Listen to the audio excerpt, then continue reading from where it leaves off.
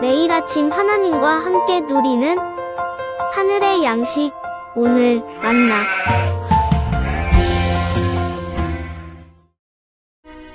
이에 후세가 사독과 아비아달 두 제사장에게 이르되, 아히도벨이 압살롬과 이스라엘 장로들에게 이러이러하게 계략을 세웠고 나도 이러이러하게 계략을 세웠으니 이제 너희는 빨리 사람을 보내 다윗에게 전하기를 오늘 밤에 광야 나루트에서 자지 말고 아무쪼록 건너가서 소하라. 혹시 왕과 그를 따르는 모든 백성이 몰사할까 하노라. 그때 요나단과 아히마아스가 사람이 볼까 두려워하여 감히 성에 들어가지 못하고 에누로겔가에 머물고, 어떤 여종은 그들에게 나와서 말하고 그들은 가서 다윗 왕에게 알리더니 한 청년이 그들을 보고 압살롬에게 알린지라. 그 두 사람이 빨리 달려서 바후림 어떤 사람의 집으로 들어가서 그의 뜰에 있는 우물 속으로 내려가니 그 집 여인이 덮을 것을 가져다가 우물 아귀를 덮고 지은 곡식을 그 위에 넣음에 전혀 알지 못하더라. 압살롬의 종들이 그 집에 와서 여인에게 묻되, 아히마아스와 요나단이 어디 있느냐? 그들이 시내를 건너가더라. 하니 그들이 찾아도 만나지 못하고 예루살렘으로 돌아가니라. 그들이 간 후에 두 사람이 우물에서 올라와서 다윗 왕에게 가서 다윗 왕에게 말하여 이르되, 당신들은 일어나 빨리 물을 건너가소서. 아히도벨이 당신들을 해하려고 이러이러하게 계략을 세웠나이다. 다윗이 일어나 모든 백성과 함께 요단을 건널새 새벽까지 한 사람도 요단을 건너지 못한 자가 없었더라. 아히도벨이 자기 계략이 시행되지 못함을 보고 나귀의 안장을 지우고 일어나 고향으로 돌아가 자기 집에 이르러 집을 정리하고 스스로 목매어 죽음에 그의 조상의 묘에 장사되니라. 이에 다윗은 마하나임에 이르고 압살롬은 모든 이스라엘 사람과 함께 요단을 건너니라. 압살롬이 아마사로 요압을 대신하여 군지휘관으로 삼으니라. 아마사는 이스라엘 사람 이드라라 하는 자의 아들이라. 이드라가 나하스의 딸 아비갈과 동침하여 그를 낳았으며 아비갈은 요압의 어머니 스루야의 동생이더라. 이에 이스라엘 무리와 압살롬이 길르앗 땅에 진침이라. 다윗이 마하나임에 이르렀을 때 암몬 족속에게 속한 라빠 사람 나하스의 아들 소비와 로데발 사람 암미엘의 아들 마길과 로글림 길르앗 사람 바르실레가 침상과 대야와 질그릇과 밀과 보리와 밀가루와 볶은 곡식과 콩과 팥과 볶은 녹두와 꿀과 버터와 양과 치즈를 가져다가 다윗과 그와 함께한 백성에게 먹게 하였으니 이는 그들 생각에 백성이 들에서 시장하고 곤하고 목마르겠다 함이더라. 할렐루야. 사랑하는 성남제일교회 성도님들, 어제 하루 잘 지내셨습니까? 월요일입니다. 날씨가 싸늘합니다. 건강 유의하시면 좋겠고요. 어느덧 2022년이요 2달 조금 더 남은 상황이 됐습니다. 우리 끝까지 하나님의 영광을 위해 하루하루를 살아서 올 한 해도 하나님께 올려드리는 저와 여러분 되기를 주님의 이름으로 축복합니다. 계속 사무엘하 17장 말씀 보게 되는데요. 다윗이 쫓겨났죠. 그리고 이제 압살롬이 많은 장로들, 이스라엘 장로들, 정치인들 모아서 이제 계략을 짜게 됩니다. 어떻게 이길 것이냐 계략을 짜는데, 그 중에 이제 후세와 그리고 아히도벨의 계략이 이제 물망에 오르게 됩니다. 그 중에 사실 제가 보기에는 압살롬 입장에서는 아히도벨의 의견이 맞아요.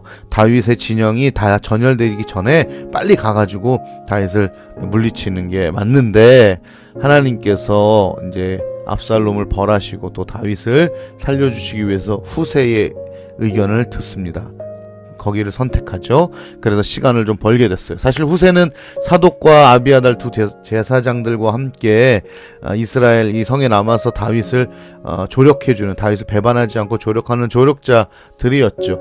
그래서 후세가 즉시 두 제사장에게 전달을 하고 또 여종을 통해서 성 밖에 있는 제사장들의 아들 요나단과 아히마아스에게 전달을 하고, 이 둘이 이제 다윗에게 이 소식을 전해서 빨리 오늘 강을 건너가십시오 라는 중요한 정보를 주게 됩니다. 그래서 이제 두 아들은 돌아오게 되고 다윗은 밤새도록 길을 건너서 목숨을 부지하는 이들을 보게 됩니다.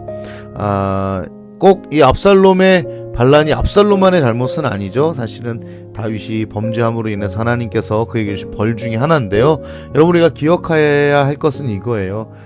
하나님은 화풀이를 하기 위해 우리를 벌하시지 않는다는 거예요. 하나님이 우리를 벌하시는 이유는 단 하나입니다. 돌이키게 하기 위해서있죠.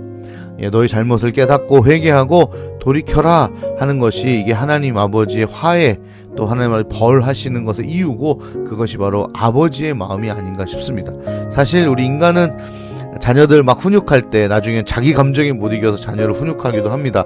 또 심하게 매질을 하기도 하고요. 심한 언행을 폭언을 하기도 하는데, 하나님 절대 그렇지 않습니다. 감정에 의해서 움직이시는 분 아니고 절대적인 사랑에 의해서, 정말 선한 아버지, 정말 사랑 많은 아버지의 입장에서 그 자녀들이 돌이키기를 원하는, 특별히 다윗이 돌이키기 원하는 그 마음. 그래서 계속 끝까지, 벼랑 끝까지 몰리는 것 같지만 또 조그만 길이 하나씩, 조그만 문이 하나씩 열려서 그쪽으로 이렇게 좀 피해갈 수 있는, 왜요? 결국은 죽이기를 원하시는 게 아니라 돌이키기를 원하시는 하나님의 마음을 저희가 볼 수 있습니다. 우리 성도님들 중에 혹 하나님의 진노 중에, 내 어떤 죄로, 큰 죄로 진노 중에 있는 분들이 있다면 선하신 아버지를 찾으십시오.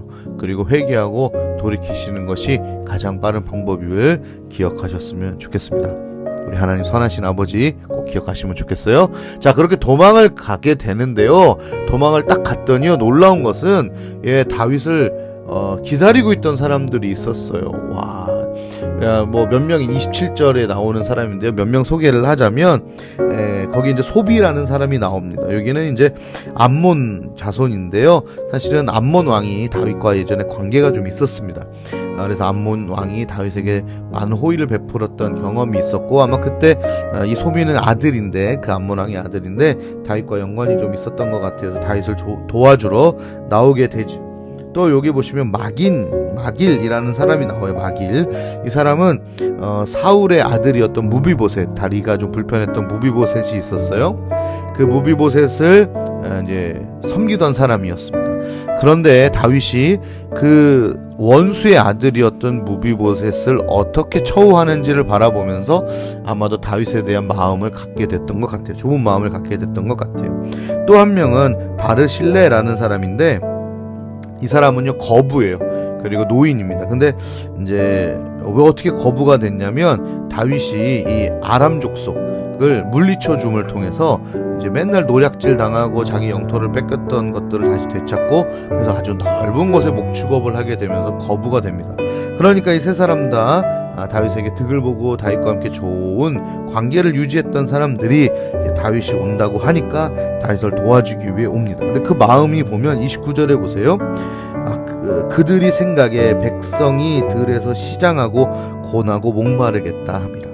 마치 다른 사람의 일을 나의 일처럼 여겨서 달려옵니다. 참 주변에 이런 사람이 있으면 너무 좋을 것 같아요.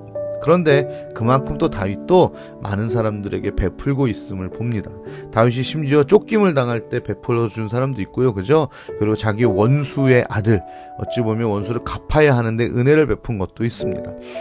저희도 한번 돌아봤으면 좋겠어요. 하루, 나 하나 살기도 바쁜 하루지만 오늘 하루 속에서 다시금 주변에 혹 나를 도와준 분들인데 내가 챙기지 못하는 분은 없는지, 그리고 나의 도움을 요청하는 분들은 없는지, 좀 그 하나님의 마음을 가지고 주변을 좀 돌아볼 수 있는 오늘 하루가 좀 되었으면 좋겠습니다.